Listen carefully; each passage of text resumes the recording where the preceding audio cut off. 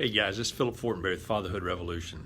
So I had a man write in and ask me, but I was taught and had demonstrated to me by my dad that a man is supposed to be tough. He's supposed to be strong. And, you talk about these things like forgiveness and love and having fun. And I don't know, confuses me. So what really is a man? Now, he didn't add that. I added that last part. Let me tell you something, guys. Your family might, on rare occasion, need you to protect them from somebody else. But those situations are really pretty infrequent, pretty rare.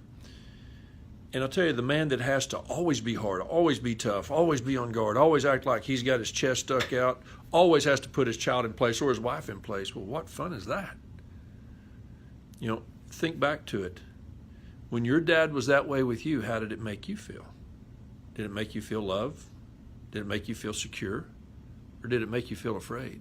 Did it make you feel like you really would rather be somewhere else? Did it make you feel rejected? Our job as fathers, part of the job is to validate our children, to show them they have what it takes. You're not going to bully them into that, okay?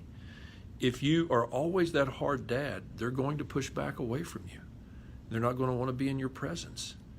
And I'll tell you the truth, a man that has to be hard all the time, my question is, what are you so scared of? Because a man should be confident. He should be at peace with who he is. He should be at peace with who he is and where he is and when he's there. And it's really rare that a man has to defend his family physically. I had to one time in my life, but only once.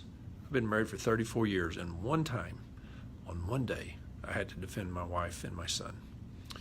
And I'll tell you that always being that guy on point, on guard, ready, there's no peace at that. And the Bible describes that our lives in Christ should be at peace. And so if you don't have that kind of peace, and perhaps your paradigm growing up was a father that was dramatically different from what I'm telling you, but I want you to understand that I don't care how good your dad was, he wasn't perfect. It's true for me. It's true for all of us dads. And that what we need to be moving is closer to that image that God describes in his word. And it says, fathers, do not exasperate your children, but bring them up in the training and the admonition of the Lord. And so many times guys are trying to do that, and they're trying to force them into that. But I want you to understand, how do you exasperate your children is by not having relationship with them. And if you're always a hard dad, they're going to want to not be around you. Okay? And so what do you do if you know that you're guilty of that? First, say, Father, forgive me. And second, go and ask your children to forgive you. And then change. Be in their presence without correcting, without always having a harsh or a hard word, trying to fix them. Be in their presence and find something fun to do together. All right? You'll enjoy it. So this is Philip Fortenberry with Fatherhood Revolution. Just want to encourage you that you can do it. And when you're doing it, don't forget the kid next door who has no dad. He needs you, and I used to be that kid.